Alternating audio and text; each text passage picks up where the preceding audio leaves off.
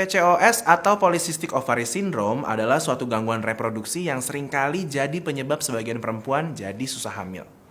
Mungkin udah sering denger nih istilah PCOS, tapi masih bingung ya, sebenarnya apa sih PCOS itu? Terus gimana sih kaitannya PCOS dengan susah hamil?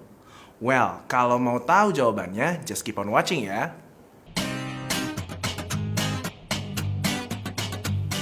Halo, ketemu lagi sama saya Dr. Abi dari Alo Dokter.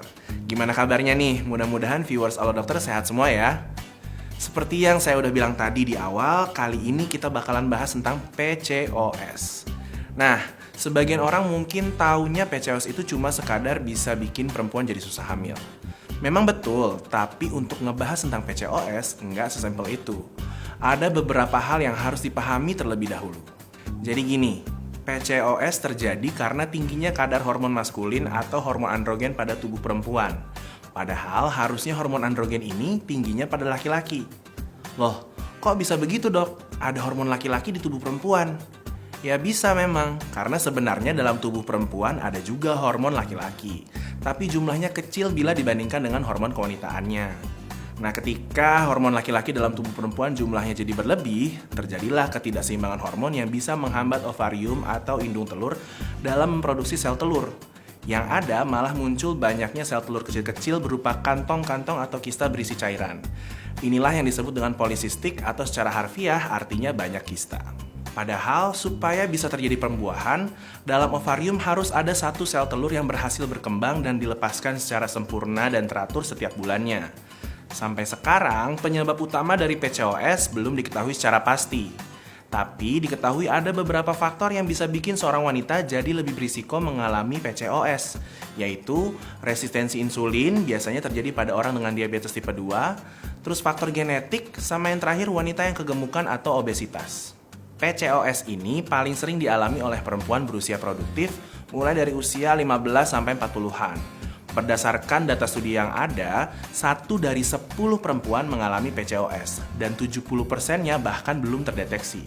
Makanya, nggak heran kalau kebanyakan perempuan baru sadar atau ngeh kalau dirinya kemungkinan mengalami PCOS pas udah mengalami sulit hamil. Jadi dok, apa aja dong gejala PCOS? Biar bisa lebih waspada nih sama yang namanya PCOS. Oke, sebelum saya jelasin tentang gejala PCOS, saya mau minta tolong nih buat kamu-kamu yang lagi nonton video ini untuk subscribe ke channel YouTube Alo Dokter. Nyalain juga lambang lonceng notifikasinya supaya kamu bisa tahu kalau ada video informasi kesehatan terbaru dari YouTube-nya Alo Dokter. Alright, thank you banget buat yang udah subscribe. Sekarang kita lanjut ya. Tadi kan udah dijelasin ya kalau polycystic ovary artinya banyak kista-kista kecil dalam ovarium. Nah, sindrom artinya kumpulan gejala. Kalau kami mengalami minimal 2 saja gejala dari 3 gejala khas yang bakal saya jelasin berikut ini, kamu udah perlu waspada nih terhadap PCOS. Gejala PCOS yang pertama adalah gangguan menstruasi. Jadi mensnya bisa nggak teratur. Misalnya nih, perempuan kan umumnya tiap bulan mens ya. Tapi kalau perempuan dengan PCOS, mensnya bisa lebih jarang. Misalnya jadi cuma mens setiap 3 bulan sekali atau bahkan lebih. Udah gitu, sekalinya mens bisa aja tuh darah yang keluar banyak banget. Terus yang kedua, gejala akibat hormon androgen yang berlebih. Biasanya nih, tampilan fisik terutama pada bagian wajah akan mengalami hal-hal yang biasa terjadi pada pria. Misalnya tumbuh rambut di area wajah, kayak kumisan atau jambangan gitu misalnya. Terus bulu-bulu di area tubuh lain jadi lebih lebat. Atau malah sebaliknya, penderita PCOS justru mengalami kebotakan. Jadi rambut di kepala menipis dengan pola yang mirip dengan kebotakan pada pria atau male pattern baldness. Terus kamu juga bisa ngalamin yang namanya jerawatan parah dan susah buat diatasin. Nggak cuma itu, warna kulit juga bisa jadi lebih gelap. Biasanya yang jadi lebih gelap tuh area lipatan leher, bagian bawah payudara, dan selangkangan.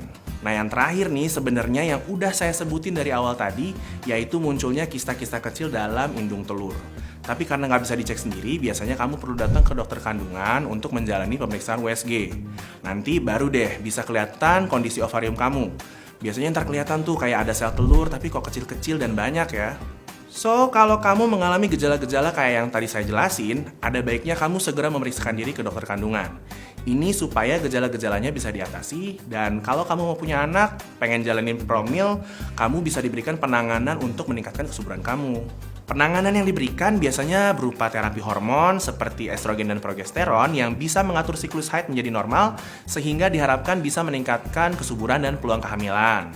Terus kamu juga mungkin akan diberikan pengobatan untuk memperbaiki kadar insulin dalam tubuh dengan obat metformin yang biasa diberikan untuk menangani diabetes. Pada beberapa kondisi yang cukup berat, dokter juga mungkin akan menyarankan tindakan pembedahan pada ovarium. Nah, untuk mendukung pengobatan yang diberikan, dokter biasanya bakal nyaranin kamu untuk mengatur pola makan yang rendah kalori, yaitu dengan diet karbohidrat. Tujuannya agar kadar gula dan insulin dalam darah bisa lebih seimbang. Terus, kombinasikan dengan olahraga atau latihan fisik secara rutin. Pilihan olahraganya sih boleh apa aja yang kamu suka, bisa jogging, senam, atau yoga, yang penting rutin, seenggaknya 30 menit per hari atau total 150 menit per minggu. Kalau ini berhasil dilakukan, berat badan kamu diharapkan bisa turun, sehingga efektivitas obat dan kesuburan kamu bisa lebih baik. Oke deh, segini dulu aja kali ya yang bisa saya jelasin tentang PCOS. Kamu punya saran apa lagi nih untuk topik video Halo Dokter selanjutnya? Tulis di kolom komentar di bawah ya. Dan kalau kamu mau tanya-tanya seputar gangguan reproduksi atau masalah kesehatan wanita lainnya, kamu bisa tanya dokter spesialis Obgyn langsung di aplikasi Halo Dokter. Nggak cuma itu, di aplikasi ini kamu bisa gunakan berbagai fitur yang bermanfaat buat kesehatan kamu. Makanya download aplikasinya di Play Store dan App Store.